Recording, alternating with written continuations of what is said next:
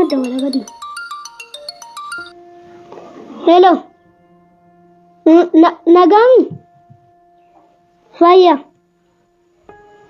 Amma wujiyoyti rajira iddo bote qullaayi qaba. Nama gashani wayi laale qacaru barbaadeti. Booda si deebisa bakka booda si deebisa. Eesh.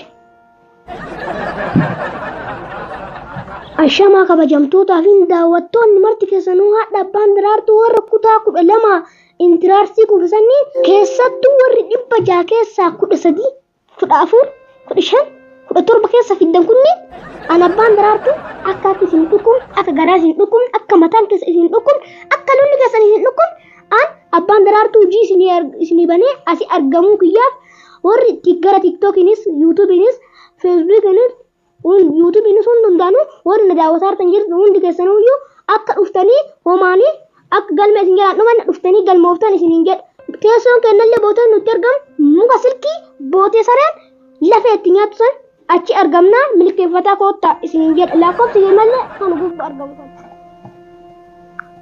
Iskiriin isa dabbasuu xalayaanna silkii.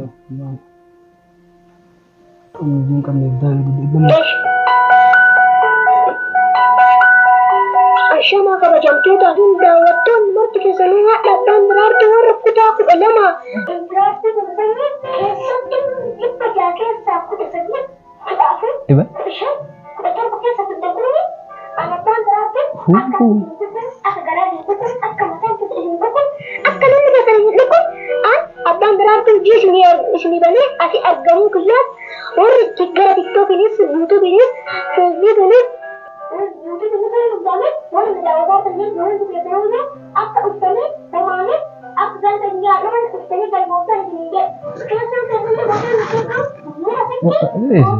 Tole ku andanya.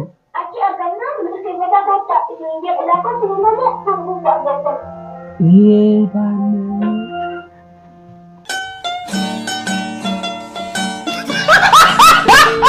Isni tajaajiltu ijaarsa daraartu qachitu mataa dhukkubsatu gabbee miidiyaa gubbaratti oduun taane farsadhis bannaa.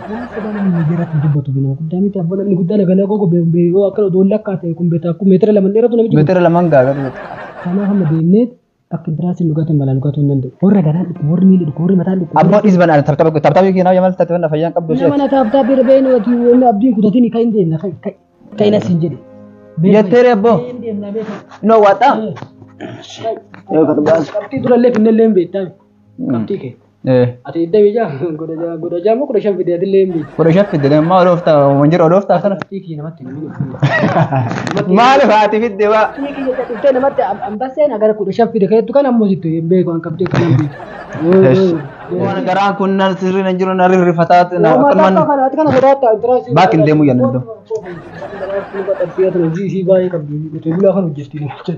Baan jettee maaf malee garuu namaan nu shakkibsu.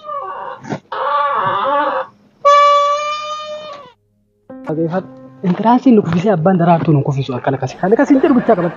Duraan intiraasii kuffise jecha nan geeraree. Intiraasiin nu kuffisee abbaan daraartuu amma na kuffisu maal taatee jedhe kun amma gaafii nu gaafii miti xiqqootan ni. Maa waa akka intiraasii nootti mulu gabatee mulu warqata tokko guutuu nu kenna. Ni kenna kana. Sareen talatee itti bakka. Aamunni shilkillee kan mana fakkaate. Kana ka. Lafeen qabdu malee saree harka. Fittee kana qaata lafee fakkaate. Amma deemnee atamma yoo inni gaafii ho'i kan gaafatu taate gaafii hin jiraa mire.